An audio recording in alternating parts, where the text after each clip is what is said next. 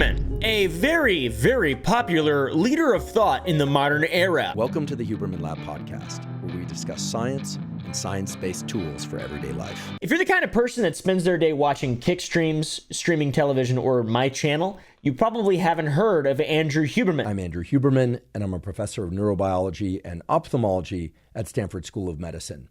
Today, my guest is Dr. Vivek Murthy. Andrew Huberman has a very well-respected podcast called the Huberman Lab Podcast. It's a cool podcast. There's a lot of digestible, eloquent advice that's easy to get into. It's easy to listen to. It's entertaining. It's fun. I really like this guy's podcast. I started watching it back during the pandemic, and a lot of other people did as well. Tons of people found this man 2-3 years ago. I believe the first video I found was how to focus and change your brain, or the first video I was showed, rather. I didn't find it. I didn't look that up. It just, YouTube was like, you need to do this immediately or die. Some of his most key advice that are advice takeaways that I would apply to my life and actually recommend for anyone to do, simple things just like journaling daily to clear the clutter out of your head. It's nothing new. It's nothing, ridiculously awesome or cutting edge that he's saying out here, but it helps a lot. What I'm describing is a very different form of journaling than, say, morning notes, which is a form of journaling that writers often use in order to, quote unquote, clear out the clutter. This is a process of sitting down and writing down in stream of consciousness whatever's on your mind for the first 5 to 15, maybe even 30 minutes every morning. Or another example, the order in which you eat your food actually matters, depending on what it is. The makeup of food, it's different. You should eat certain things first, certain things last, certain things not at all. Yet another example, the simple fact that exercise helps combat depression and mental health disorders. Exercise, it turns out, also has a positive effect on the tryptophan to serotonin conversion pathway. And the way it does it is really interesting. You now know that tryptophan can either be converted into serotonin or it can be converted into this neurotoxin, which is a bad thing. Push-ups don't cure it, right? They don't cure it, but, they may make it 1% better.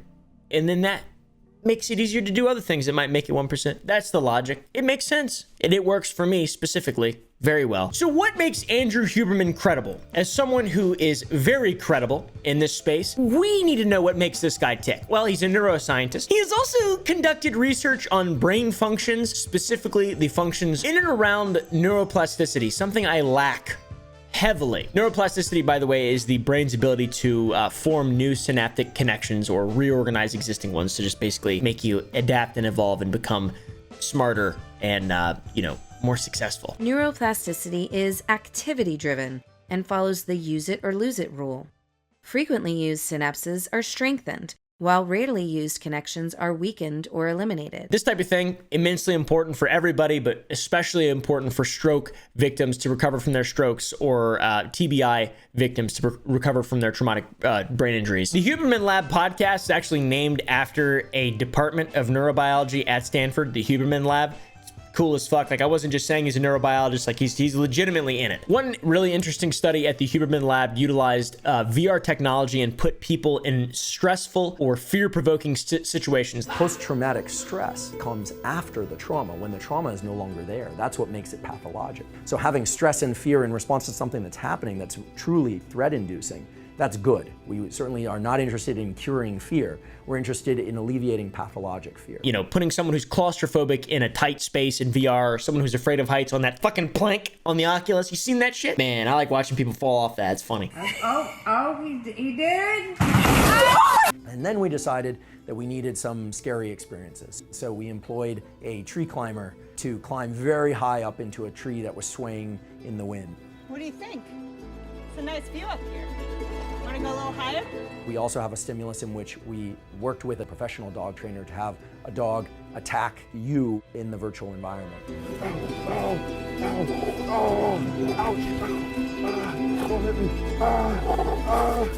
And then perhaps one of the more unusual and exciting ones was diving with great white sharks.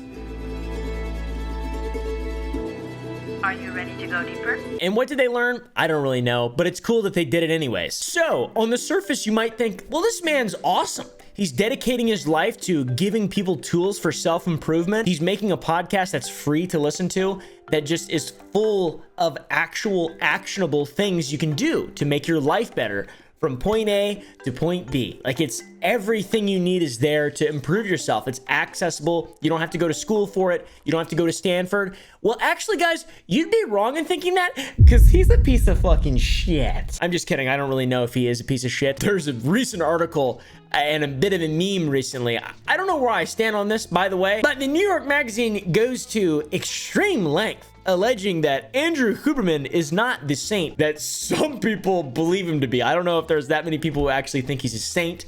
Most people think he's just a really smart guy who gives actionable advice. He's not really like a moral grandstander. At least I haven't witnessed him to be that in his own podcast. I haven't seen him anywhere else, or in any really specific interviews or anything like that. But I also don't butt chug him. I don't like care that much. I just like people who are articulate and eloquent and provide good information. The New York Magazine article was released on the 25th of March, a few days ago, and it's already had its title changed once. The title was originally Falling for Huberman, the Private and Public Seductions of the World's Biggest Pop Neuroscientist. And it's him with his microphone and stuff. It's pretty cool. It's by this fella named Kerry Howley or something. Now, it's Andrew Huberman's Mechanisms of Control, the Public and Private Seductions of the World's Biggest Pop Neuroscientist. Why did it change? I have no fucking idea. The article even made it to the New York Magazine's front page titled One Great Story. It's where their editors suggest different stories that you shouldn't miss. I don't know. It's a crypto billionaire, Barry Siebert. I don't fucking know, bro. It's just nonsensical. It's just journalism. The article,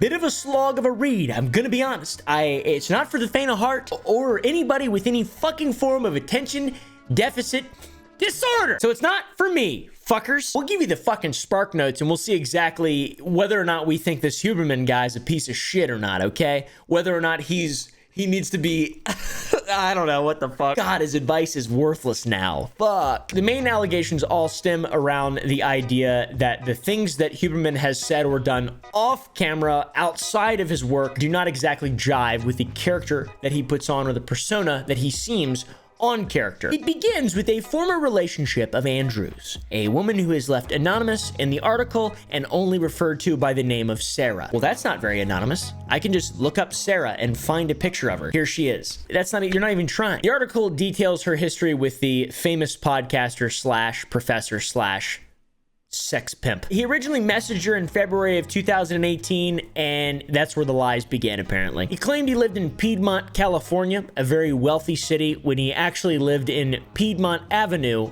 Oakland, California. Not wealthy, very poor. Sarah claims that in July, a few months later in 2018, she asked for clarification on how deep their relationship actually was, and that they agreed to be mutually exclusive with one another. They even had sex without a condom.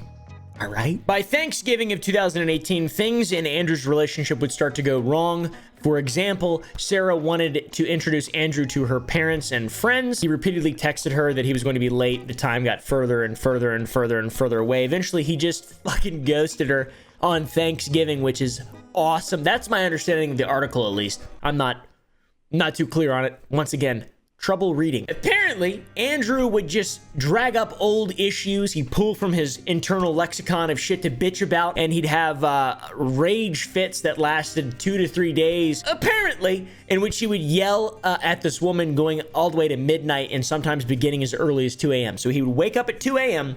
and yell all day at her. He would fixate on the men she had been with. He would bring up her 2 children that she had with another man. It makes Andrew seem like a petty slash manipulative dork at best and a abusive person at worst. The argument that he is a manipulative person continues heavily. Apparently, Sarah alleges that she changed as a person during her time with Andrew. Sarah's friends remember her as being a powerful, decisive, and strong woman who grew up in a feminist community. So they thought it was odd that when she was with Andrew, she began to say things like, "I just want to be with my kids and cook for my man." Her friends said, "Who says that?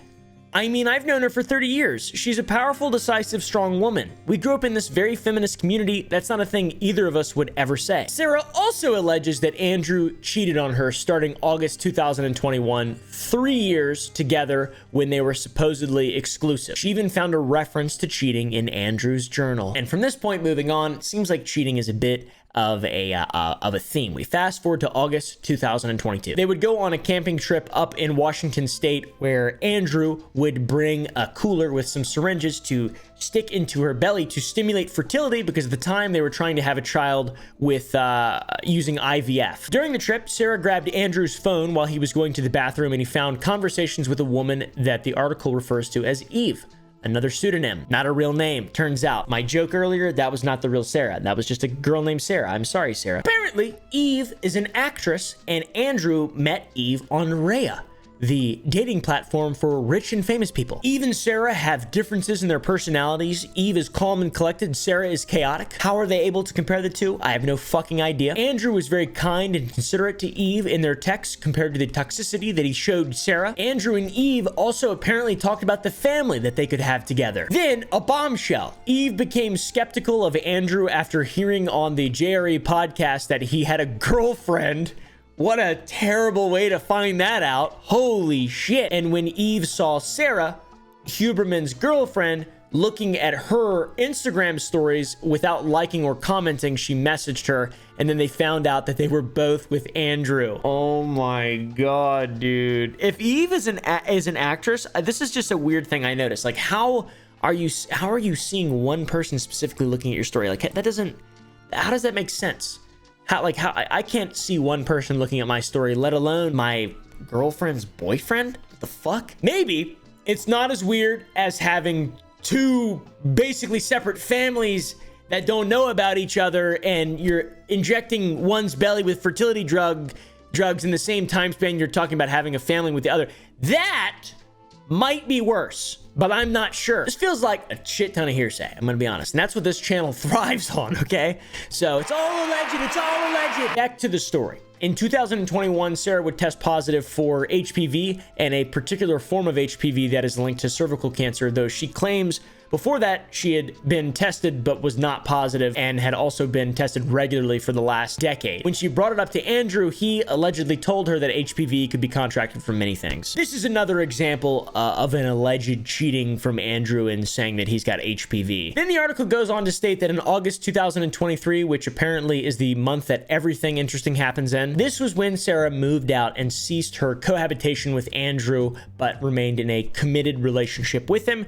And that was up until December of 2023 when they were about to go Christmas shopping. She went to Andrew's house and she saw him on the couch with another woman through the window. Now we have another woman, Alex, another fake name that doesn't exist. This person, Alex, began liking all of Sarah's Instagram posts conveniently. So Sarah messaged her and found out she was sleeping with Andrew as well. Then there's Mary, who was involved with Andrew, and her friends called Andrew breadcrumbs because he disappeared. If all these women are real, I tell you what, this TikTok comes across in a whole new fucking light. I tell you what. You can't have long-term affairs with 6 different partners. Yeah, unless he's juggling multiple phone accounts or something. Right. And some men try to do that, but I think could be very taxing. That is really extremely funny. And he's like, well, yeah, he's like giving advice to himself right there. Well, unless, this is how you do it correctly. And well, how do you know that? Experience, allegedly, or whatever. I don't know. Honestly, I don't even know if I care. Out of the woodwork comes the negativity now. His poor treatment of human beings wasn't exclusive to the women that he was supposedly seeing. Alleged poor treatment, by the way. This extended to his friends and colleagues, allegedly. Scott Carney, an investigative journalist and anthropologist, went on the record to share his experiences with Huberman. The video is basically him just following up on the release of the article, detailing how he knew Huberman before his popularity and sort of touting his contributions to the article itself. This week, Carrie Howley, an essayist and investigative journalist for New York Magazine, wrote a cover story about how the famous neuroscientist and podcaster Andrew Huberman lies about his background, doesn't run an active lab at Stanford, abuses and manipulates women while simultaneously making millions of dollars selling supplements on his Science Forward podcast. He says the internet is sort of broken into two camps. A, the camp that feels Andrew Huberman isn't who he seems on his podcast, therefore they feel misled and they believe he should be canceled. Or B, the people who feel like this is a coordinated hit piece on Andrew. First, there are people who feel disturbed and betrayed by how his public persona does not match his private one. And the other camp are people who think that this was a coordinated hit piece by a journalist who's trying to gin up controversy against someone whose scientific communication has helped millions of people. Now, I'm gonna say that I fall into this camp, the B camp, because everything is anonymous. There's not a single human being in this that I could actually point to. If there was, it'd be different. It would still probably be hearsay, but it's like really hearsay at this point. You know what I mean? This isn't Minecraft YouTubers. This isn't nonsensical drama. This is a guy who actually provides a valuable service to a lot of people, if that makes sense. Normally I stand biased. This time, think I'm in B camp. Gonna be honest. Hopefully something terrible doesn't come out and make what I'm saying right now age like fine milk. Okay, guys? But hey, even if that's true, a broken clock's still right twice a day, motherfucker. Early on, we see Gary show his bias against Huberman. He says he doesn't think Huberman enjoys anything more than he enjoys manipulating people. Because if I were going to put on the hat of a psychologist instead of a journalist, I would say that in my experience, there's nothing that Huberman enjoys more than manipulating people. Andrew genuinely is a villain in this guy's eyes, which is fair. I've never met Andrew Huberman. I have a parasocial relationship with his advice. I've never even heard him talk outside of just delivering chunks of advice. Not really that villainous to me, but I've never been manipulated by him. The first interaction that our old buddy Scott had with Huberman was back in 2018. This was back when he was working on his book. He was intrigued at the Huberman Lab VR study that we mentioned earlier on about the fear responses. Now, back in 2018, I was working on my book, The Wedge, and I was interested in his laboratory research on how he tested people's fear responses in a virtual reality lab. He had these like fake sharks that would swim by you, and to somebody who was afraid of sharks, they would have these autonomic arousal spikes, and I thought that was really cool, and I could write about it, about how you have some control over your fear responses.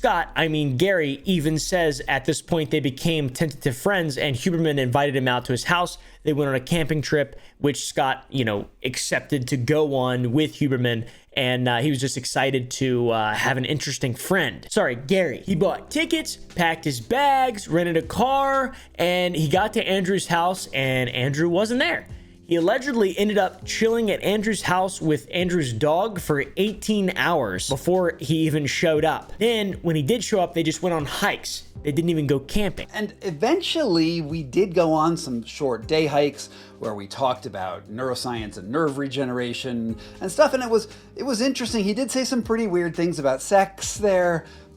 Maybe I'll get into that in a different video. So Scott clearly feels very deceived and manipulated by Andrew, and he has let this cast a shadow on him for years and years. What a bizarre thing to do, though, to someone. Like, if that's legitimately true, that's fucking weird. That's some weird behavior. That is some shit I would not do. I'd be so nervous thinking about the other person just sitting there awkwardly with my dogs. I'd be like, oh God, I gotta get home. This, however, was not the only time that Gary claims he was ghosted by Huberman. They were supposed to go swimming with the sharks. Real ones, too, not VR ones, by the way. Later, he invited me to swim with sharks with him, not virtual ones, but real ones off the coast of Mexico. We're getting a little sampling of the Pacific for next month's KJX at White Shark Dive in Guadalupe. I thought we weren't supposed to say that. We have permits. Oh, okay. Yeah. You have to have permits. We have permits. So, Scott spent the summer learning how to dive, which cost him $1,000 and 3 to 4 weeks of classes. But he said that I would need to get a diving certification to make it happen first. So I spent the summer learning to scuba dive here in Denver, which is a mile above sea level, so it's sort of tricky. And it cost me about $1,000 and like 3 or 4 weeks of classes. But the day before we were supposed to go, he canceled that trip again, said he would reschedule it. It never got rescheduled. And then, I was pretty disappointed. All these plane tickets aren't working. Then he said we could go to the Galapagos Islands together, and that went nowhere. And it was weird because you don't do that to would-be friends. He gave Andrew a draft to review in August, the favorite month of these people. And Andrew said he'd get around to it eventually, but didn't until January, a few months later. So I wrote this chapter about him in The Wedge. We were talking about virtual sharks and some neurology, and I gave him a draft to review. And this is not something that journalists always do. I just figured it was pretty tame stuff, and he looked pretty awesome in it. So maybe that would be cool, and no one was paying attention to him at that time anyway, so maybe it would give him like a little boost. It was cool. It was going to be very collegial. But again, he ghosted me. And this would be after multiple follow-ups from Scott, allegedly, even one in which he said without a response, he would assume that the information he'd requested Andrew review was accurate. I sent him this piece in August, and he said he would look at it really, really soon, and every week he wouldn't look at it. And this went from August until January. Meanwhile, my deadline was about to get blown past. My editor was like on my case, and I told him, like, look, this is just not cool. I've given you enough time to review. I'm just going to run with it anyway, and I'm just going to assume that your silence on this is just that I got everything right. The article and the video attempt to paint a very bleak picture of Andrew's character. How has Huberman responded to all this? Andrew was silent on this during the time it was being written. A spokesperson for Huberman, though, was very, very talkative. And in the magazine, the article, the New York, whatever the fuck it is, they used Huberman's spokesperson like 15 times, actually 10 times or 11 times. The spokesperson said that Sarah and Andrew never decided to have children, that they wanted to create embryos via IVF. Whatever that means, I have no idea. Can you sell those? How's that work? Then the Huberman spokesperson says that Sarah, when she tested positive for HPV, Andrew never tested positive for HPV. By the way, there is just no male approved test for HPV for men. You can still get vaccinated if you're a man, but there's no test. However, after the release of the article, he did have a response, and that response was the following tweet, and it actually wasn't a response. It was just a scheduled tweet for a podcast segment. A lot of the stuff has been happening like this. Why learning how a magic trick is done is like the loss of romantic love. This is quite literally the exact thing that people are harassing him and calling him a massive hypocrite over, by the way. It's the exact opposite of the preaching. It's the preaching it's ironic there. It's very ironic. Comments are hilarious. So yeah, man, there are a lot of allegations about this. There are so many, and that's really what they are. They're just all allegations. Some of the claims are funny. In all honesty, none of this is too serious or bad. More stuff might come out. In my opinion, man, if you are expecting someone to be something, and that's like what you're using to as like predication to how you're viewing them and why you're spending time listening to what they say, you're going to be disappointed on the internet. I don't listen to Andrew Huberman because I think of him in a certain way and I have him an idea of him in my mind. I'm listening to what he's saying. That's it. I don't give a fuck who this guy is or what he's doing, if he's dating 6 women at once. I don't care. If you can do that, that's awesome. That has zero effect on me at all. Hope Sarah's all right. Look, there she is now. So if this is all true, it boils down to him lying about wanting monogamous relationships and not exactly being the guy that he proposes himself online, or so it seems, in regard to love and relationships, stuff like that. Or I guess women having to be monogamous with him but not him, right? That's kind of what it is. But does it invalidate all of his work? No, I wouldn't say. I wouldn't say so. I wouldn't say so. I mean, maybe I'm an idiot. Maybe this also, yet again, will age like fine milk. So in regard to this, I'm not sure you're allowed to say separate the art from the artist, and I'm not sure you're even allowed to say that anymore just in general. But in this time, let's separate the science from the scientist, my friend. Okay, guy? Once he starts becoming a fucking scientist on monogamy, on the monogamy department of the Stanford School of Medicine, then I'll start caring. How about that, guys? Maybe you should start studying at the Department of How to Get Bitches like Andrew Huberman. Huberman Lab on how to get bitches.